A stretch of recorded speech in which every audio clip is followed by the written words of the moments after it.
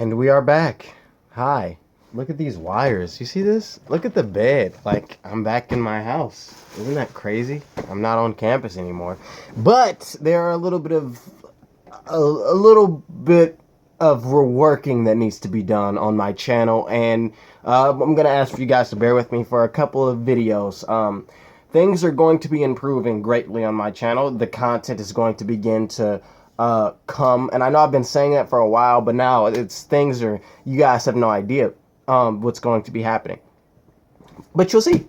You will. So I want to have this conversation. I've been having this conversation for a while on my channel. It's past videos, very old videos in which I've talked about this.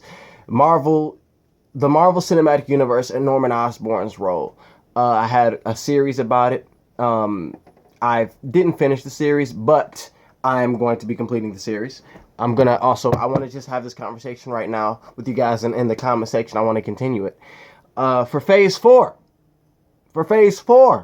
where are we going to see Spider-Man? What are we going to see from Spider-Man in phase 4? I am so excited. I, first off, was so excited to see Spider-Man in the Marvel Cinematic Universe in Captain America Civil War, but that wasn't the climax of my excitement, I think. Was that the proper word to use? It is, but whatever, we're going to continue. The thing that really got my attention and really made me think was not the fact that Spider-Man is a part of the cinematic universe, him as a sole individual, but the fact that we get all of his respected characters in the Marvel Cinematic Universe and what that could possibly mean. This goes to Norman Osborn.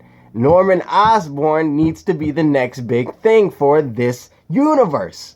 He needs to be. We need to really hone the idea that he is the baddest individual on this planet. And I think they're going to do it. And if they don't, they should. Marvel, do it.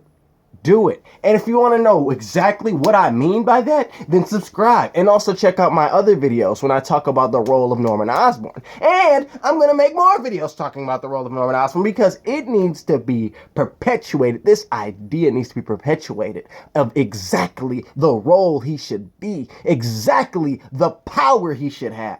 Because I am excited about this.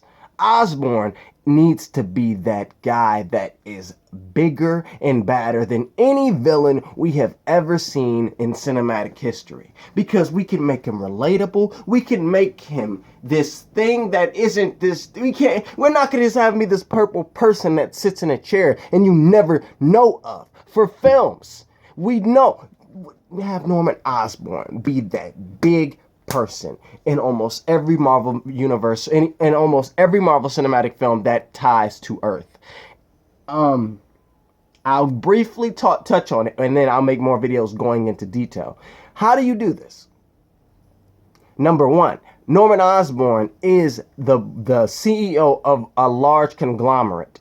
Now, this conglomerate has not been mentioned, but I think that it can be in their favor that they haven't mentioned it yet, because the conglomerate does not, we can make it that they do not produce weapons for the military, but they could in fact produce weapons for government organizations and produce technology for government organizations. That way, this company is privatized and isn't, it's not a company that normal people would know about. We can have it that way. And what would drive Norman Osborn? First, we can establish the connection that Norman Osborn is related to the government in that capacity, with him having these government contracts and him being him having a company that works directly with the governments of the world, with the UN, with the United States of America, and him having that role. So when we then have this event in which the purple dude comes down and is killing folks and is doing a whole bunch of stuff, that can make that can really be the motivation behind Norman Osborn, of his stepping out of the shadows per se. I don't mean that Norman Osborn is going to be the type of individual that nobody has heard of. I just mean that Oscorp is not going to be the company that is I guess, on the same level of Stark Industries, or on the same public level of Stark Industries. I'm trying to think of a company off the top of my head that is popular, but we don't know very much about. I mean, people know about IBM, but I guess something of that nature. I also thought about the comparing Oscorp to Google, but I feel like doing that, you would have to. You don't need to necessarily acknowledge the fact that Norman Osborn or Oscorp has never been mentioned, but I feel like it would be kind of jarring to have them on the level of Google. I think I would compare Oscorp to IBM.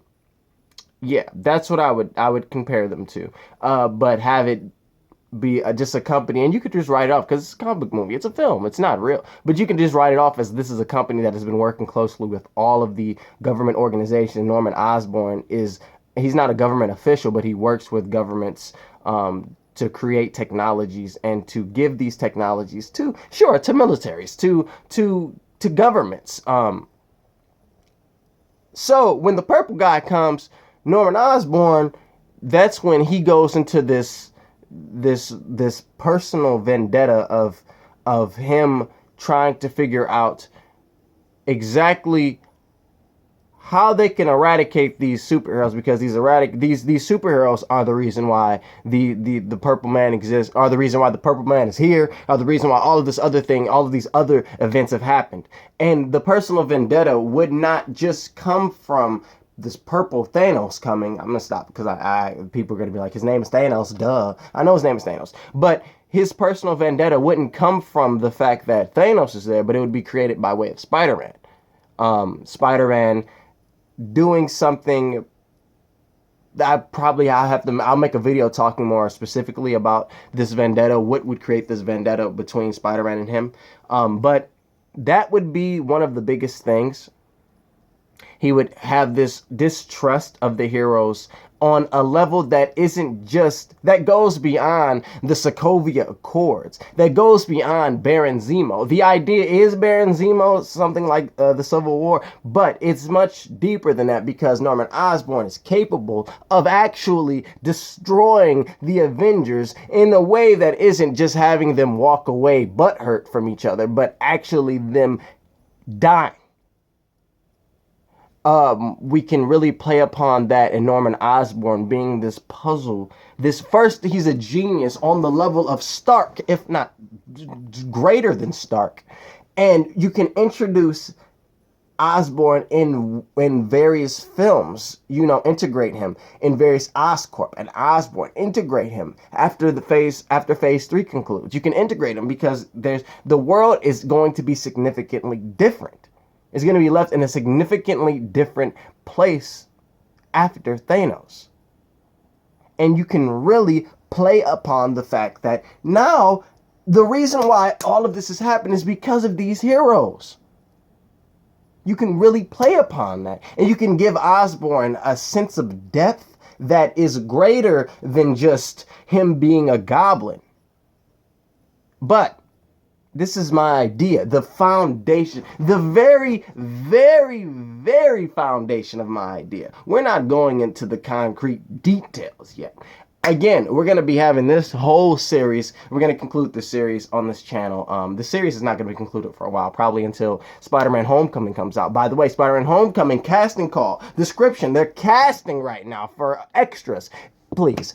I want my members of the 2 million movement to be a part of this film. If you live in Atlanta, Georgia, description down there. It's, of course, not being called Spider-Man Homecoming casting call because everybody and their mama is going to be all over that, and when they can't film because everybody going to be all over the place. So they try to minimize the amount of publicity that they'll get by way of having the name of the film be Summer of George while filming. Just like for Amazing Spider-Man, was it 1 or 2? 1, I think, was Fiona's Tale, and 2 was some other stuff. But if you live in the Atlanta, Georgia area, or if you feel willing to travel to the Atlanta, Georgia area, and if you're 15 to 18 or 15 to 17, something like that, if you're a teenager, if you're a young buck like us, even some of you aren't young bucks, but if hey, still try it.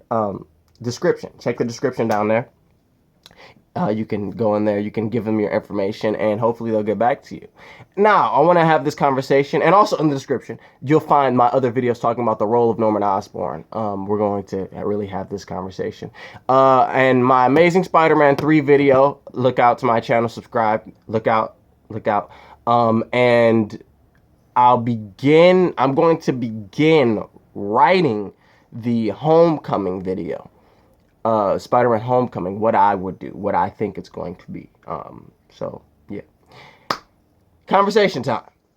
What do you think of Norman Osborn? What do you think of the potential that Norman Osborn could have for Phase 4 of the Marvel Cinematic Universe? Let's have the conversation down there. Share this video around with all of your friends. This is something to think about. A very concrete and, not concrete. This is more so a theory, an idea, per se. What do you guys think? Let's have that conversation in the comment section below. As always, thank you guys for watching. I'm Vince Man, saying hit the like button if you like the video. Subscribe if you're new. Share this video around with all of your friends, because who does not like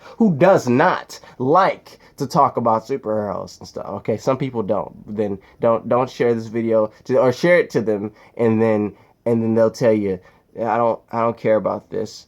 I don't know. Yeah, I'll be in the comment section. You'll be in the comment section. These wires are gonna be right here, and I'm gonna be in my home.